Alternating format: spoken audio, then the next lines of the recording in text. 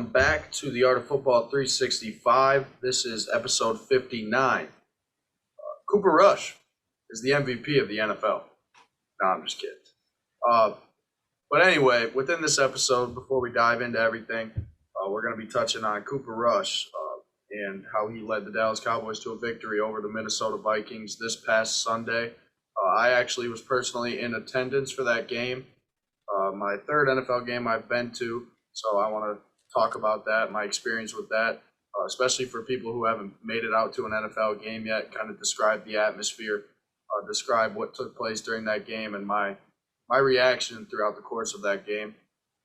We're also going to be touching on some storylines within this week, whether they're pretty bad, touchy subjects, or they're good ones. Which in this case, this week, it seems like there's a lot of bad ones piling up across the NFL. You got the storyline of Henry Ruggs, storyline of Aaron Rodgers, Odell Beckham Jr. Those are some storylines we're going to touch on. But before that, also the legend Derrick Henry. Safe recovery with the Jones fracture. That hurts my fantasy team and hurts the NFL. It does definitely hurt the fantasy team. I know my brother's got him on his squad, made a mid-season trade for him, kind of hoping he'd come in and impact his team, and now he's sidelined.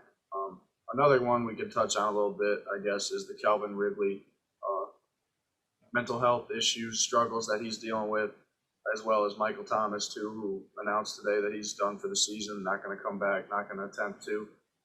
But before that, Gannon interrupted me before, but Gronk spiked the subscribe button for us. Leave a like, leave a comment. We appreciate all the support you guys are doing for us. Thank you for purchasing the T-shirts. I know we took last week off, so we haven't had the opportunity to really touch on that yet. Thank you for the support. I can't wait to see you guys representing the A15 with your T-shirt. Check out our two sponsors, Driftless Quality Wear and Bacher Auto Group. They support us, so support them. All right, let's dive right into this thing. First off, let's get started. I'll start it off here. All right, go ahead. So yeah, Halloween night. October 31st, Sunday Night Football, you got to see the Vikings and your Dallas Cowboys play. Obviously, you was not playing, having Dak Prescott not play, be injured with a calf injury. Obviously, you wanted to see Fuller out there on the field, as you see him in the back there in his poster. But, man, just tell me your overall experience of it. Don't go into detail right away, but just your first expression, your first reaction, just everything, being there with family, watching the Cowboys, just an overall cool day. Talk about it. Yeah, no, to be honest with you, it was an incredible experience. I got to actually go with my brother, Brennan, and my cousin Brady, and then my aunt and my grandma, which was a fantastic time. I highly recommend going to a football game, whether it's college or the NFL with family members. They make it more exciting. It's a memory that's always going to be everlasting. So I'll never forget that experience. Like I said, this was my third game I've been to. And my third stadium I've been to. Like Gannon and I live in the Midwest, and so there's a couple stadiums that are easy to travel to, not too much time to get there. So this one happened to be in Minnesota, and I figured this one's not too far away, so we're gonna make the trek, go out to Minnesota, go to U.S. Bank Stadium, and you said keep it short, so my reaction was wow. It was wow. It was. I love the atmosphere of U.S. Bank Stadium. I've been to Soldier Field in Chicago, and I've been to Lucas Oil Stadium in Indianapolis. And I talked to a couple friends, and right now, honestly, I'd rank U.S. Bank Stadium probably my second favorite one. And I'd rank Soldier Field 1, and I'd put Lucas Oil third. Nothing against Lucas Oil. I love that atmosphere. Like I said, I love Minnesota, but for me, I think I like the outdoor. Yeah, the open makes a difference. No, 100%, and that's kind of what my initial reaction was. It was wow. Oh yeah. So it's been 2 years, right, since you watched the Cowboys play at Soldier Field with Javier Jazzo. Shout out Javi, big fan of the channel. What was some of your takeaways with some of the new players? You know, with Micah Parsons, I know you wore his jersey that you got. Big time rookie, having a big impact. I'm trying to think how many tackles he had, but I don't know if it was like 11 tackles or something. He had a huge game. Just talk about some of the new faces that you've seen and just some of the old players. What are some of the big guys that stuck out that you just saw when you were at the game? And obviously you like to see everybody because they're the Cowboys, specifically some of your boys that you saw, and it was nice to see them again in person. Oh, it was fantastic. And I know before I dive into the players, just walking into that stadium and waiting outside, the atmosphere, Minnesota does it right. That stadium is really nice. The outdoor activities going on around the stadium before the gates open, it's incredible. Um, and you can't forget about the SKOL chant. The SKOL chant is nice. I mean, it's interesting. It's different. It's Did they unique. blow the horn before the game? How was Oh that? yeah, the horn was interesting. It was something that I haven't obviously been a part of before, so it was kind of cool to see it happen. Steve Hutchinson, who was a Hall of Fame lineman for the Minnesota Vikings, it was kind of Hall of Fame night for him. They recognized him, so he was the one who blew the horn, and that was kind of cool to see him walk out there. The Vikings fans get hyped for that. They stand up for that SKOL chant. They get after it. It gets their team motivated. But anyway, back to the Cowboys. It's kind of funny, actually. I was standing outside the stadium, and throughout the whole week, it was in full effect Dak watch. It was Dak watch all week, trying to figure out if this man's going to play. And of course, it so happens to be the game that I go to that 4 ain't dressing up. And like Gannon said, behind me, I got the Dak Prescott flag. He's my inspiration, my role model. I appreciate what he does on and off the field, whether it's with mental health or within the sports world. So I was pretty upset I didn't get to watch him play. But once the game got rolling and Cooper Rush was leading the team this week, it was exciting to see guys like Ezekiel Elliott back playing. It was Tony Pollard. I liked seeing him. Obviously, CD Lamb. That's a guy I've been wanting to go watch because last year I didn't get to go to a game with all the COVID stuff going on. So seeing CD Lamb in person was nice. It was great. I can't wait to go back and watch him play again. Amari Cooper, obviously. I've seen him play. I think I've seen him play twice now. I can't remember exactly when he got traded. It might have been 4 years ago. And another guy, an under the radar guy that I'm actually quite a big fan of is Malik Hooker. Offseason signing that Dallas made happen late in the offseason. I like what he brings to the table when he's healthy, and he's been healthy for us. I'm going to go ahead and knock on wood because I want Malik Hooker to stay healthy.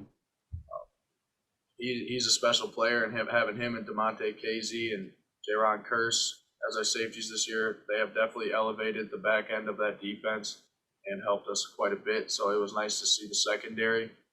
Obviously, Trayvon Diggs, who's having an excellent start to this season with all the interceptions. Didn't happen to get one in Minnesota, which I wish he would have because Cowboys fans would have went absurd. That would have been special to see. But, yeah, it was just the basic players you think of when you think of the Dallas Cowboys. Their star power, their star players that they have. Mm-hmm. But Micah Parsons, yeah, like you said, I wore his jersey to the game. Kind of a very big fan of him on pretty early in the season, like right away. Can't say – I'm not going to be the one to claim that I was a rider for him right away the second he got drafted because I was a guy that wanted a corner. I wanted J.C. Horner. I wanted Pat Surtain. And we happened to get Micah Parsons, and I love the draft pick so far. I'm not gonna chirp about how I've loved it from day one, but now I've seen the player, I've seen the mentality he's got, and like he always says, the lion's always hungry. If you could say one thing to somebody that's either debating on going back to another NFL game, maybe it's already been to one, but it's been a few years as myself, or somebody that's completely new to the game of football but wants to try and go to a game, what would you say to them? Why? And just the reasons that you think are important. Just to go to an NFL game because it's a big deal, and I think people need to know why and the culture and the atmosphere that's involved with it. No, I agree 100% in the fact that people need to go to a game. And it's different, man. It is. The atmosphere is unreal. Football is different. It is. The atmosphere is impeccable. It's ridiculous. I know this was my brother Brennan's first NFL game as well as my cousin. It was their first NFL games that they've been to, and it was a shock to them to kind of see what that atmosphere is. And my best way I've described it to people that haven't been to an NFL game yet is when you watch it on TV, it feels more of it feels like football, like obviously, but at the same time, you feel that business-like atmosphere. It feels like pure entertainment. But then you get to a game and you're watching it in person, And obviously, outside of the talent and the skill that these players possess, it feels like being at a high school football game. It feels like being at a college football game because it's There's a just common football. theme. It is. It's just football when you're there, and it's incredible. So if I could give any advice to people that haven't been to a game or have been to one game or two games and it's been quite a bit and they want to go back or they're debating whether to go back, spend the money. Just spend the money. It's worth it. I know a lot of people like to travel with their money. For me personally, I like to spend my money on NFL games You and can do both. you could definitely do both. And you get a trip, you get a weekend trip out of it. See a new city you haven't been to before. I've never been to Minneapolis before. That was the first time for me to be there, and I love the place. Like it reminded me of Chicago with less traffic, Yeah. or better traffic, I should say. I was actually kind of shocked with the traffic was not that bad in the downtown area before the game, so it was kind of shocking. But yeah, that's my best advice. If you haven't been to a game, make sure to just go to a game. I don't care if it's some bad teams. Some tickets are relatively cheap, and they're definitely worth it. I don't know, man. The difference that I've definitely when I go to sporting events over the years, no matter what type of sport it is, I always try and catch myself once or twice just sitting back for 5 seconds and kind of just looking around. And the scenery and the atmosphere is different, just with all the different chatter and the volume with the people in the building, let alone with the stuff going on the field. There's so many people in so many different directions of thoughts, and that's just cool to think that they're all in one place for a football game. Like that's the attraction it is. But uh you answer the questions. You talk about the player. Anything else you want to do, wrapping it up, or we can jump into some stuff. It's up to you. I know you get if you want to have a final thought on the game and all that. If you want to Yeah. talk about what actually happened on the field, because it was a big win for you guys. You needed that. Yeah, no, there's three more things I want to touch on. I want to touch on the experience I had before the game. I want to touch on the game itself, and then I want to kind of touch on the wrap up of it and where I see this Dallas Cowboys team going. Let's take just a quick 5 minutes on this. But Yeah, we could talk. Yeah, save that Cowboys where they're going at the end because we can talk. All right. We can talk some football. all right, so a little story here for you guys that tune into our podcast and listen. So we left the hotel, planning to go to the game.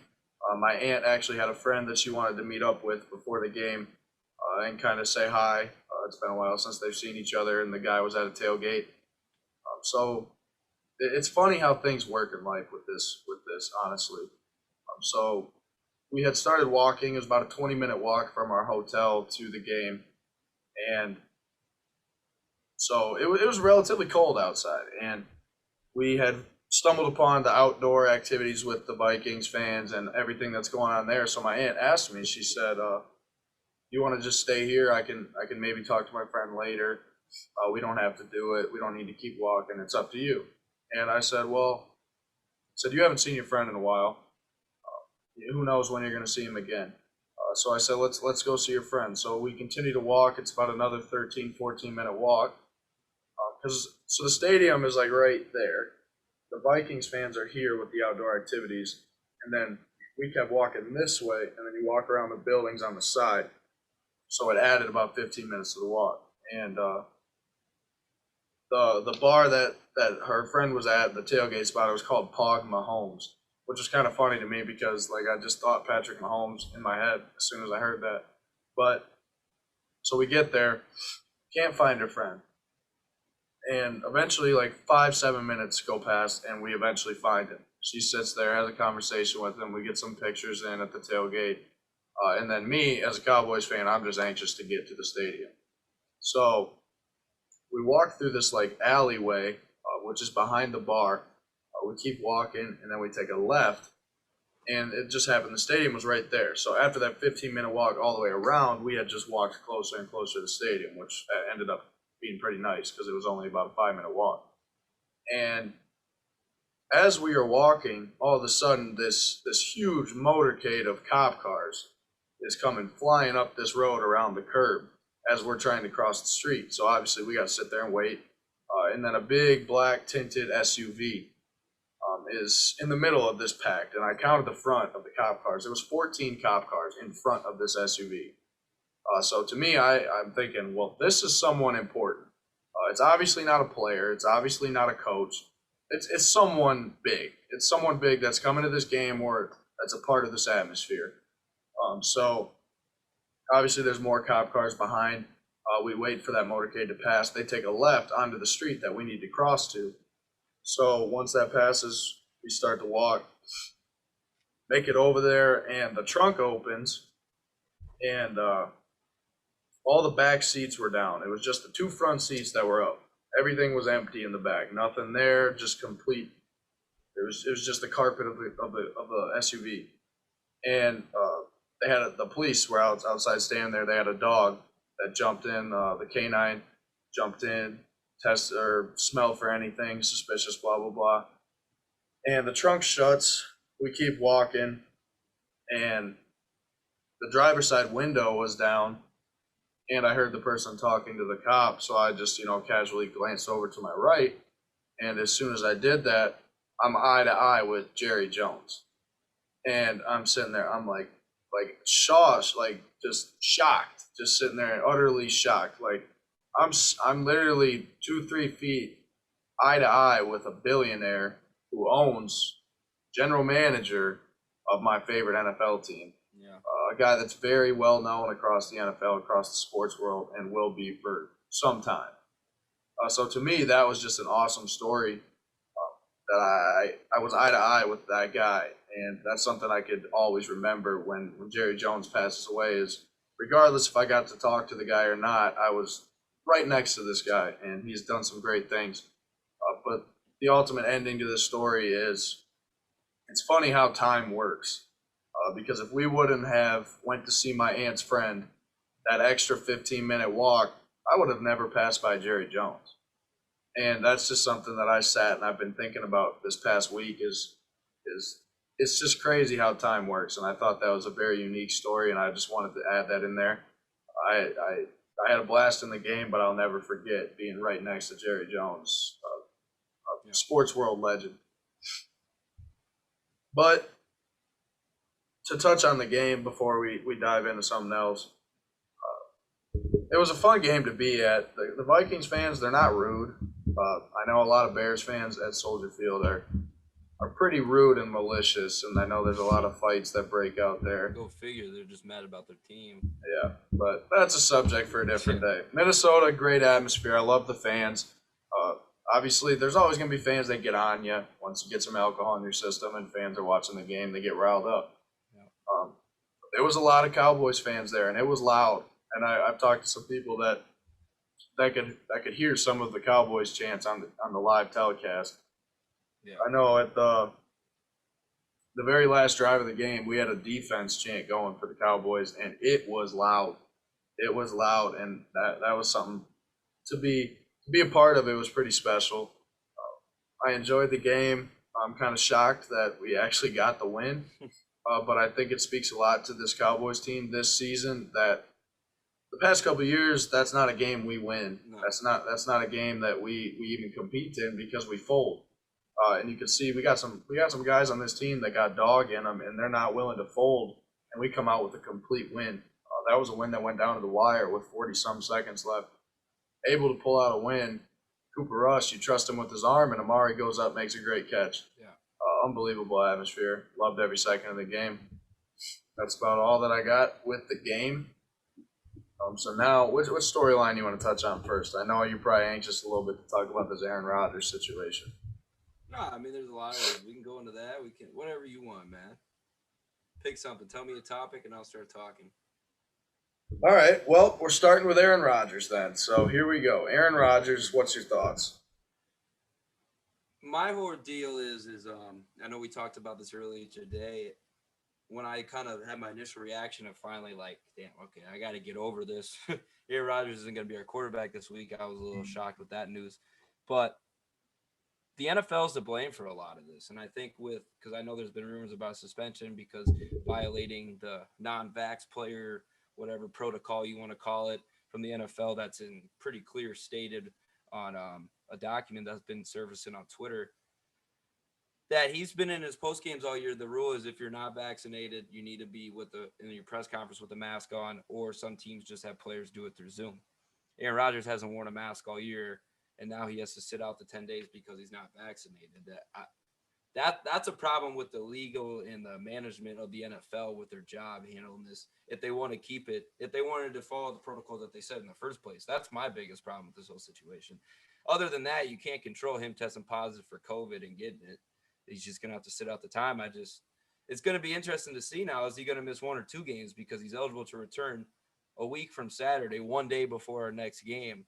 With him being out, having no practice, no anything. Obviously, he's Aaron Rodgers. But you don't need practice. Yeah, but he's sitting at home throwing a football to himself or whatever right now. It's going to be interesting to see, because if you were vaccinated, then you could test out of it, within 4 to 5 days. But the whole situation just blows up. It's Aaron Rodgers. It was funny. I kind of had a laugh today thinking about it. It's a little tidbit that can go into the Aaron Rodgers folder, just throw it away in the documents, because there's a whole list of them that you can have for his whole career in the NFL. And because they had the other stuff come out about him being immune because he had another form of a type of vaccination, you want to call it, a medical treatment that some doctors gave him that he was trying to get approved by the NFL that was never approved. But at the time when he came back to Packers camp, he thought it was going to work, but he kind of dodged the question. There's just a lot going on. It's Aaron Rodgers. You're always going to have stuff going on. I'm interested to see, because I know Pat McAfee reached out to him on Twitter. I really want to see this interview just because his answers. Whatever. It doesn't even have to be if we're winning or not on the football field. Listening to Aaron Rodgers about life really just opens your eyes on another type of level. But he's definitely, what do you think about it? The actual COVID part, you can't control. The rules, what's going to happen. It's just now the NFL, if he is getting suspension, I think that's bull crap on their part, because you can't reprimand somebody just like we said. If he didn't test positive today, this would not be a discussion here. Right? We'd be talking about the Packers playing the Chiefs, Rodgers, Mahomes all week. Like, that's just how it is. If he went the whole year. But why is he getting that treatment to not have to wear the mask than any other players are? Because I've seen plenty of guys wear masks during their interviews. Yeah. So there's 2 sides to this. Yeah. My first thing that I want to say is the only reason this is blown up like it is because of the media. It's because of stuff like we're doing right now. We're talking about it, which is okay. Especially with a household name like Aaron Rodgers, the guy that everyone talks about, everyone knows. My thing is he never truly answered the question if he was vaccinated or not. So why is jump to it? Yeah, so you can't automatically assume someone is vaccinated because he said I'm immunized. That's not vaccinated. No, and then jumped, right. So you jump to the conclusion and you go on the rest of the year thinking the man's vaccinated, and then you want to jump off a cliff when you find out he's not vaccinated and he has COVID. Well, I'm here to say I'm vaccinated. I know Gannon's vaccinated. It's not a topic that I want to really discuss because I know it causes controversy. But here's the matter of the fact. It's a personal decision. Leave your feelings out of it because it's not your individual body. It's not you. You can't make a decision for someone else. So my biggest thing is quit attacking people and viciously going after them on social media if they're not vaccinated. Just because you are. I'm vaccinated. Yeah. Gannon's vaccinated. But at the end of the day, I don't comment on whether I have a friend that's vaccinated or not because it's not up to me. I don't get to choose if they are or they're not. Do I think it helps? Yes. I think it's a great idea. That's the argument you can make on an athletic side or some type of base that it incorporates your job, like us playing baseball here, being put into quarantine. But if you're vaccinated or not, that just helps the team because then we won't miss games come the season. That's the only argument that I have for that. But yeah, I 100% agree with what you're saying about that. I think the problem, before you keep going, I just want to say this shows a flaw in the media of jumping to conclusions and trying to get a headline and trying to get a story across way back in August saying he's vaccinated, when we should be calling the media out on their job right now for not doing what they're supposed to be doing, recovering, reporting the actual stuff that's being said. If somebody did their due diligence on Aaron Rodgers' conference, you could have easily got from that tidbit that he said that I'm not vaccinated. Those words never came out of his mouth. So I think that's some of those guys, some of the Packers beat reporters were kind of covering their butts because they're like, oh crap, we said this and now he's not. Oh my gosh, that comes down on the media to some of that, because if that question is not asked or if he doesn't answer it that way, then we're not sitting here. But it's just it does for no reason. It does, and I'm not one to bash on the media because we are a part of the media right now. But we also got to hold people accountable. 100%, people need to be held accountable, and the words vaccinated never ever came out of his mouth. So don't jump to conclusions. That's my side of the story with the media aspect of it. Now, what I think with the Aaron Rodgers part is, I mentioned this to Gannon earlier. I'm a fan of Aaron Rodgers, the football player. I'm not really a fan of everything that's gone on and off the field with him the last year and a half, with all the storylines that have jumped up. But Cole Beasley, we talked about this a little bit, touched on it when we were texting back and forth about it. So Cole Beasley's unvaccinated, but he's one that goes on public record of saying, I'm not vaccinated. I don't plan on getting vaccinated. And he got viciously attacked for it. He's one of the guys that got attacked for it.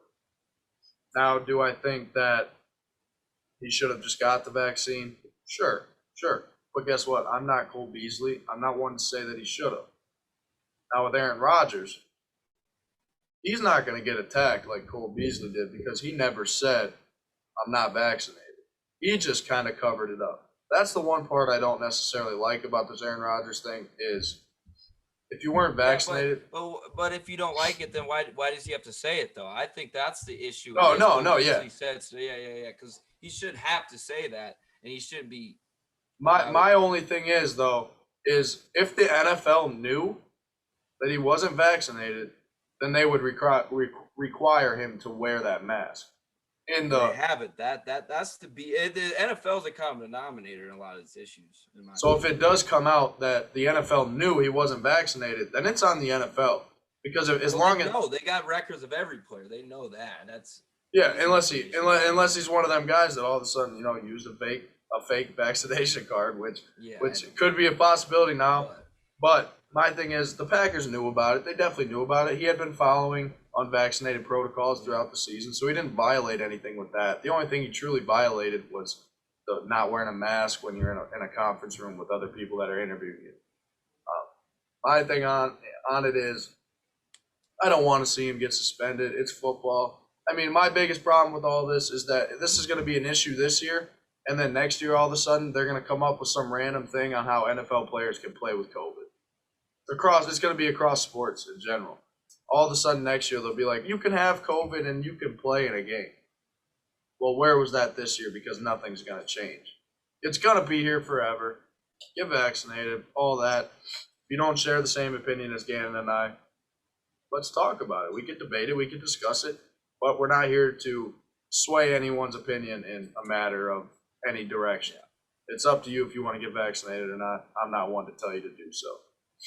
I think we covered the Rodgers topic pretty self-explanatory topic to get into. It's tough that came out today. But the next one I want to talk about is Odell Beckham Jr., and then we'll wrap up with the worst one of them all.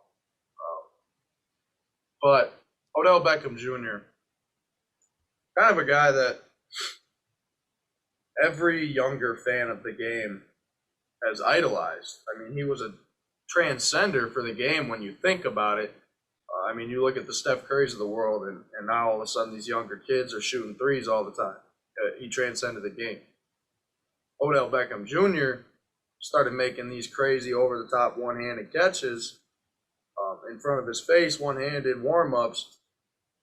He transcended the game. Younger kids do that now. Not to say he's Michael Jordan. He didn't.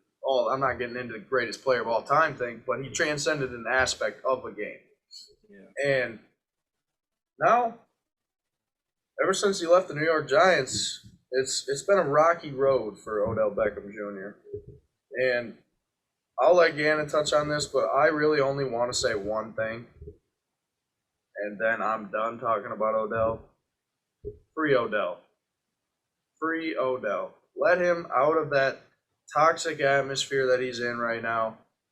The Browns, they're a good team, solid team, but it's never going to work out with Odell and the Browns. It's simply not. Baker Mayfield, I like the quarterback. I like him. But him and Odell just don't have chemistry, and it's not going to forcefully work. So let Odell go. Just let him go. People want him for that money. That's the thing, man. Why do you think he's still on the Browns? Oh yeah, I mean ticket prices, jersey sales. You're gonna pay 13 mil the next 2 years over his contract, and if they waive him, somebody claims him off waivers, you're picking up that money. I don't think a lot of people want to commit. I think that's the main reason why he's still on the Cleveland Browns right now. But yeah, man, it's tough because I think it goes hand in hand. Also, I think OBJ has some part in some of this demise or whatever you want to call it of OBJ the last 3-4 years. Obviously, the injuries you can't control. That's just part of the game. That's going to happen. But I know he works. It's never been his work ethic, but I think some of it might be him. I don't want to speculate on him himself personally, but sometimes you have to look yourself in the mirror. I'm just talking in general examples. I don't know this situation personally with OBJ or his, how he acts as a person, but I think sometimes you have to sacrifice and kind of mold yourself sometimes in certain situations that you're not acclimated for, you think that you're not prepared for, but you still have to do it in order to endure it and succeed at it and finish at the big thing. And I think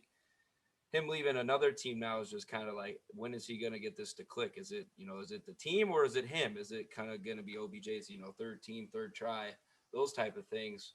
It's going to be interesting to see. I'm not done giving up on him, but I think he needs to also work with the quarterback, work with the organization. Not saying he hasn't, but he's going to have to find maybe another way to go about it for it to form and work. Because he's athletic, he's a hell of a talent on the field, and there has nothing to do with that. But he also had a big drop at the end of the game this last week when he was wide open. I know he doesn't get targets, all that, but that's a part of picking up your end. If you're bitching and moaning about not getting the ball and all that, catch that ball there. Then you get more reason to talk. Those are just little types of things about sometimes a little. Just be quiet and go play. I understand you got an opinion, you need to voice that, but there's got to be a little bit of mix, I think, on both sides of it. Yeah. Both sides got to be held accountable is kind of my point of that. Oh, I like that. I really have nothing else to say besides I want to ask you one question with this. If Odell walks and they cut him, he's released from the Browns.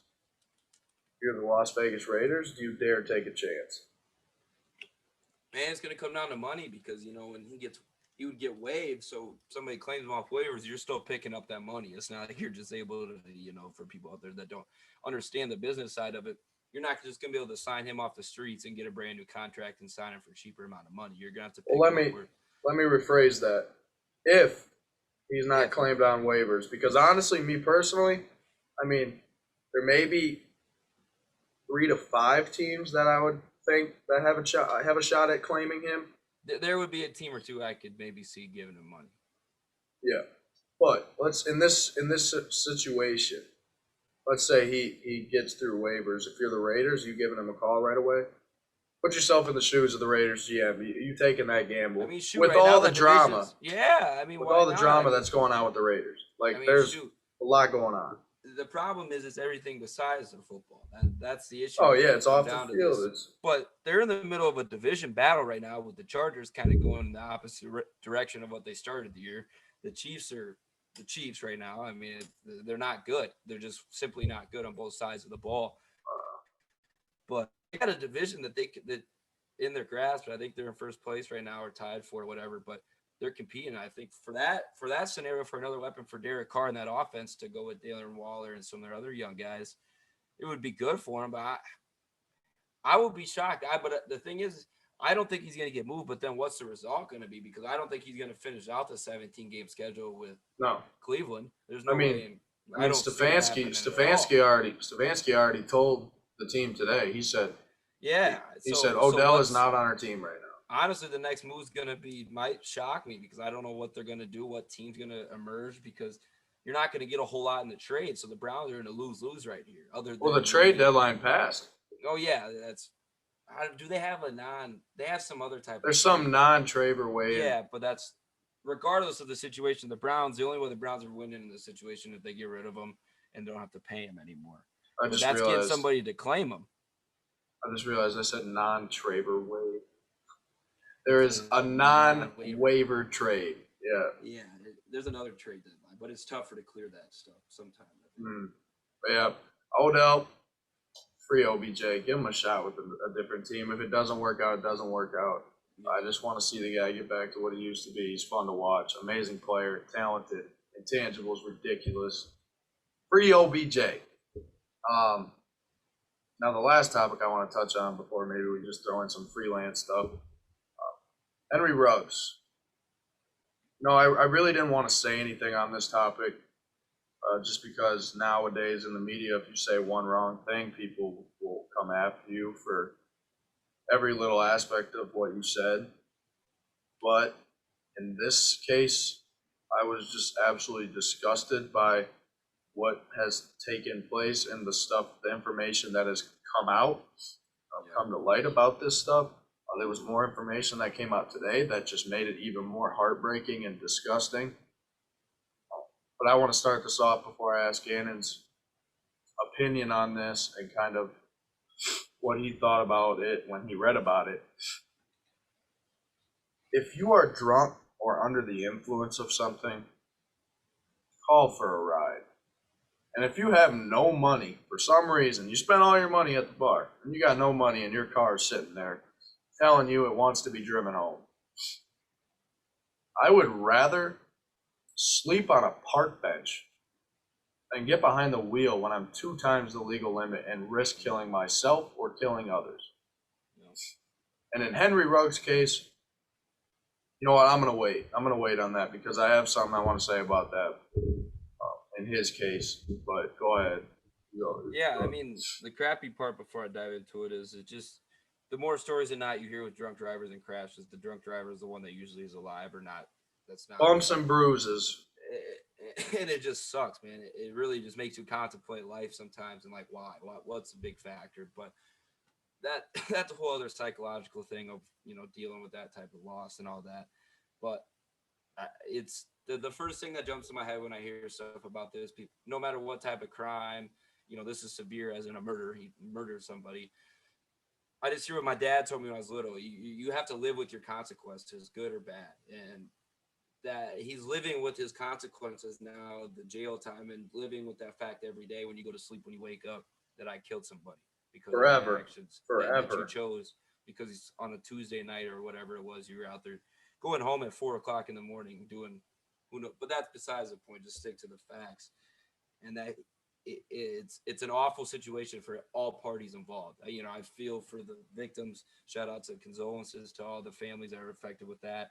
And I also feel for Henry Ruggs' family because that's tough that their son, whatever relations they were to him, that he probably let down the family and let down their name and all that type of stuff. It's tough for both situations because how would you like to have a phone call saying your son killed somebody in a DUI accident? You're devastated for both ways of it because you don't know, you don't have to look at your kid after he did something like that. And then with the side of the family of somebody that was affected in that devastating of a situation. But it just sucks all the way around, man. It's people talk about the money, the fame. It's not all that. And sometimes it can it can get to people's heads and just think they're sometimes bigger than what they actually are. And we're all humans at the end of the day, and stuff can be taken from you like that. And people just got to be more grateful and just be thankful for everything that goes on in this world, because a guy that was a first round pick, had all the money in the world, was living life in Las Vegas, being a stud wideout on a good football team. Boom, life's changed.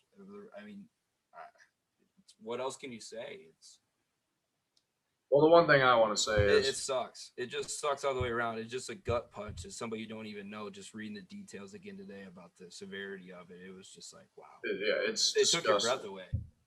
And the one thing I want to say is, in this situation, my best guess, not to say that I have any clue what I'm talking about here, but my best guess is that he probably gets charged with something like manslaughter. And to be honest with you, now that I read the details today, about 156 miles an hour, 2 times the legal limit, to me, that is intent to murder. That is intent. And I know that it won't be classified that way within a court system because that's just not how it works. But in my own head, thinking about it, that guy, Henry Ruggs, got into a car and decided to travel that fast. Yeah. That's on him. The whole thing's on him, but he decided to drive that fast. That's intent, knowing the risk, knowing what you could do. You could, no matter what, if you hit something or if you hit someone, they will die if you are going 156 miles an hour. If you were going 25 miles an hour and you were 2 times the legal limit, now it's still horrible. It's still terrible. But the likelihood that someone's going to die in that situation is a lot lower than 156 miles an hour. They're both terrible. They're both completely wrong. But to me, he had the intent to go out there and not care if someone got hurt, not care if someone passed away, not care if he died, not care if his girlfriend who was sitting right next to him died. That's ignorance. And the one thing I wanted to talk to you about was the NFL. The only reason I know this is because I follow all these Cowboys reporters. Shout out all of them: Patrick Walker, David Hellman, Jeff Kavanaugh, Brian Broaddus, Jay Tugg. All of these guys, they feed me information every day, and I love every second of it. But I only know about this because DeMonte Casey got a DWI for the Dallas Cowboys a couple weeks ago on their bye week. And they were talking about a system that the NFL has in place. Now, I saw a lot of people comment, call an Uber, call a Lyft, go to a hotel, you have money. Well, I agree 100%. That's something that I would do if I was in that situation because I don't have this system in place for me. But the system is an NFL player gets an ID badge with an ID number. Now, all they have to do is show that badge, that ID, to the club, to the bar, to anyone, and they are guaranteed a free ride home and a free service of getting their car driven home for them, so they don't have to come get it the next day when they wake up at 5 a.m. to have to go to the practice facility. Their car's already at home. Yeah, sure, they're hungover, but they made it home with a free ride, and their car got home, taken home for free. Now that's free. And there's NFL players and there's athletes out there and there's people in this world still deciding to do something as reckless as that. Now that's disgusting to me. I really don't have anything else to say with this because I really didn't want to touch on it in the first place, but I felt like it was necessary. I know I had some people reach out to me asking my opinion on it, so I wanted to just state it within this episode. But if you're behind a wheel and you're drunk, just call somebody or get better friends. Get better friends that support you and tell you, dude, that is completely messed up. It's completely wrong. You could kill someone. And more than likely, you could very well hurt yourself. Now, just don't be ignorant about it. You'll live to see another day if you just simply don't get behind the wheel. That's all it takes. Wasted talent, wasted personality, just waste. It's all wasted. I hope he's remorseful and this goes both ways, but I hope Henry Ruggs can bounce back and be a better person because of this situation that's horrible. I hope he can fix what's going on in his head. And a lot of these grown adults talking about this situation, I feel like it's better that we can touch on this because we're his age. Yeah, and that's the thing that you were talking about that I've seen from former players that are starting to run some clinics and just talking. It's tough when these guys are 18, 19, 20, no matter what sport it is, when they're signed out of high school, out of college. It's tough to manage everything, and there's not enough people set up around that to help some people that have had no stability with any part of their life until they get to the fame and the money, along with the pressure of playing. All that thrown together is just a recipe for success and disaster and a blow up, which has happened in this case with Henry Ruggs, having a life-changing event in the worst way possible. And I'm not saying that there are people to blame for this, but just different money management skills with the cars, the clothes, the jewelry, and all that. There needs to be more help with these guys to not just let them hang out to dry when they get to the league. Then that's when they need to have more guidance than ever until they become a 4 or 5 year veteran, and then they can tell people also. And I think that's something that the NFL needs to look at and get into because they're throwing some guys in some tough positions that they never had to deal with, and that's not fair to them, in my opinion. It's actually funny you mention that because Dez Bryant, that's exactly what he's doing now. He's giving these players more stability, more options. They need to tell them it's like the school systems in the U.S. The stuff that we learn, everything's really important and vital. Don't get me wrong. It helps you test your mind and all that. But some of the real world in and out stuff that's more important, that gets you to a stable life down the road, is not talked about or handled until you have to be thrown into it. 100%. And if you don't have any stability or help beside yourself with guidance, with parents, family members, all that, how in the heck? I know I wouldn't be able to get stuff done if I wasn't able to, call my dad or mom. People that don't have that option, it's so tough. It's so tough, and you're thrown right into it, and that's some of the issue with this. You get here, and it's like, all right, figure it out now. Yeah, and you can't automatically while they're wanting you to be the best product on the field. It goes both ways. It goes both ways. There's two sides to every story in the world. Everything you hear opinions and everything. People just don't always understand this. Take a deep breath, sit back, Mhm. and analyze. Well, I'm actually really glad you mentioned that because there is two sides to it. Like, And you they both can't, might be right in some ways. Mhm. There's just you it's hard can't to always discredit or say expect. no to everything, and people are so quick to jump to those conclusions with instead of the whole life perspective. Yeah, and you can't always jump to conclusions on who someone is or what they've done No, because maybe you've never been in their shoes. give it time, man. First reactions and all that aren't always what it's chalked up to be. Yeah, but I think we covered everything, all the talking points that I wanted to cover. There's one thing that I want to say before I wrap this one up and let Gannon give his final thoughts. Shout out to Calvin Ridley and shout out to Michael Thomas this past weekend, announcing on social media for millions of people within this world to see that they're struggling. There are men in this world struggling with mental health issues. Shout out to them. I appreciate you. I salute you. That is, there's more value in doing that than sitting there and saying nothing and doing nothing about it. I wish you guys the best. I wish Calvin Ridley and Michael Thomas the best. I hope you guys can get out of that dark hole that you're in right now. I know us fans are there for you. Obviously, you guys are going to go about it your own unique way. For good luck. I know if there's other people out there that are struggling, refer to our mental health series.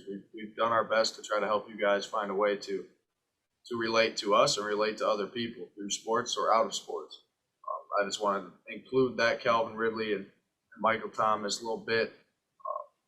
But yeah, that's all I got for this episode. Gannon, any final thoughts? Yeah, man. Shout out to Calvin, especially Calvin. I know Michael's dealing with the injury. That's just even more added factors. But Yeah. Calvin, to be 7-8 games in midseason, pretty much being a dog on the field like he always is, but to be like, hey, I need to step away. And to him to post that right before the game, the reason why, all that, it made me excited, not for the reason why he's not playing, which is something he's got to address and handle, which he will, but just the culture shift that we've seen in the last 4 to 5 years of sports and the correlation of mental health of people saying, hey, a tennis player, Naomi Osaka is going to sit out of a tennis tournament because her mental health's not good. That's what you want to see.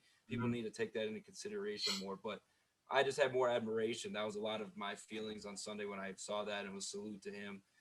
But other than that, it was a good episode. We rambled a lot, but it was also about good talking points that we wanted to hit on. I know we got some more stuff to talk about.